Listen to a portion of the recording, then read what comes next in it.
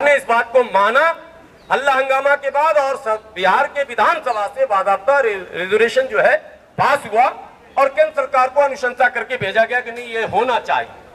2005 में उत्तर प्रदेश में आज जेल में है आजम खान साहब, लंबी चौड़ी उनकी तकरीर है, वो पूरा उसका मिनट्स है हमारे पास, और उन्होंने समझाया और बिहार उत्तर प्रदेश विधानसभा में भी सहमति बनी और रेजोल्यूशन पास हुआ, केंद्र को भेजा गया। लेकिन बाकी पार्टियां क्यों खामोश रहती हैं? और जिन पार्टियों ने इस रेजोल्यूशन को पास करने में मदद की, उन्होंने क्या समझा कि हमारा काम पूरा हो गया? भाई मसला तो हल हुआ नहीं।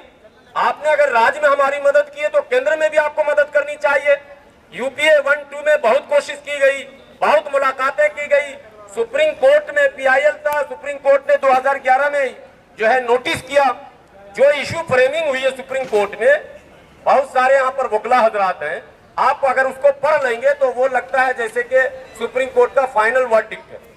ये लग रहा है कि आदेश है वो जो इशू फ्रेम किया गया। और जाहिर सी बात है कि कोर्ट जब भी फैसले देगी वो लीगल देगी, आस्था के आधार पर या सरकार की इन गलतियों के आधार पर तो देगी नहीं। और लीगल जो है वो 100% ये है कि राइट बनता है, इसमें भेदभाव की कोई गुंजाइश है ही नहीं। 2011 में सुप्रीम कोर्ट ने केंद्र सरकार को नोटिस किया, मुलाकात का सिलसिला शुरू हुआ, लेकिन केंद्र सरकार की तरफ से कानून मंत्री थे कपिल सिब्बल साहब, उन्होंने कहा कि भाई कोर्ट को ही कहो कर लेने, हमें एक्स पार्टी बना दे, हम नहीं कर सकते। मतलब आप रोक सकते हैं, आप छीन सकते हैं, दे नहीं सकते हैं आप। और दूसरों पर इल्जाम आप लगाते हैं कि वो मजहब की सियासत कर रहे हैं। आप क्या कर रहे हैं साहब? आप जो है हमारे हक के देने की जब बारी आ रही है तो आप जो दाएं बाएं भाग रहे हैं, तो कहीं ना कहीं आप किसी मजहब खास को खुश करना तो नहीं चाहते, वगैरह वगैरह।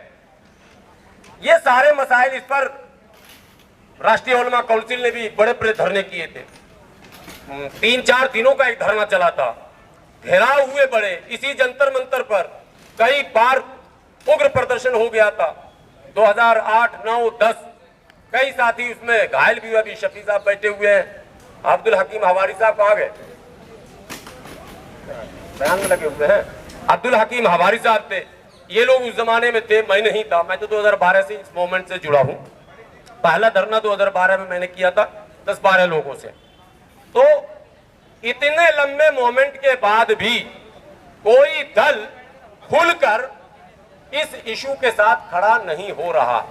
अब हमारी बदकिस्मती है कि जिस इशू से करोड़ों मुसलमानों के आर्थिक सामाजिक लाभ के मामले जुड़े हुए हैं, उस इशू पर हमारे समाज का बड़ा तबका खड़ा नहीं हो पाता। यह हमारी कमी है। या तो हम लोगों ने समझाने की कोशिश नहीं की, या फिर लोगों ने समझना ही छोड़ दिया है, या समझाने वाले से भटकाने वालों की ताकत ज्यादा है, वगैरह वगैरह। लेकिन यह ऐसा इशू है कि इससे बड़ा कोई मुद्दा ही नहीं है। इस वक्त इससे बड़ा कोई मुद्दा नहीं है। देखिए, SC/ST एक्ट, जो प्रिवेंशन ऑफ एट्रोसिटी एक्ट जिसको कहते हैं, इन्हें सुरक्षा और आरक्षण दोनों इसी में इंक्लूड है। अंडर आर्टिकल 341 ही है वो भी, जो प्रिवेंशन ऑफ एट्रोसिटी एक्ट। तो हमारी सुरक्षा का क्या हाल है हमसे बेहतर कौन जानता हो? हम तो रोते चिल्लाते रहते हैं, कोई सुनता भी नहीं। हमें तो दिन के उजाले में मारपीट के लोग चले जा रहे हैं, कोई हमारे लिए धरना प्रदर्शन करने को भी तैयार नहीं है। अगर थोड़ी सी भी एट्रोसिटी किसी और पर हो तो बड़े बड़े साहबान जो लीडरान है वो पहुंचते हैं वहां और 25 लाख का मुआवजा दो जी, 50 लाख का मुआवजा दो जी। और हमारे यहाँ तो ये हालत है साहब कि हम मतलब मरने वाला रोता रहे, कोई आंसू पोंछने के लिए तैयार नहीं है।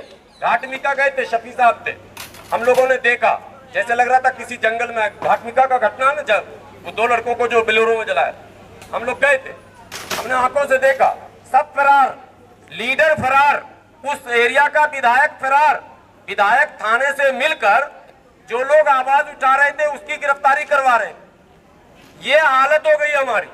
विधायक किस पार्टी के थे नाम लेंगे तो कहीं कुछ भाई हमारे नाराज न हो जाएं। उसी पार्टी के थे जिस पार्टी ने हमें यहाँ लाके खड़ा कर दिया। वो थे नहीं, थी ना, महिला थी ना विधायक, क्या तो नाम है, और मुस्लिम विधायक नहीं, जाहिदा, और मुस्तकिल जाहिदा जो है प्रोटेस्ट करने वालों को गिरफ्तार करवाने का काम कर रही है। अरे चादर और बिछा दीजिए, जब तक बैठी बैठी नियाज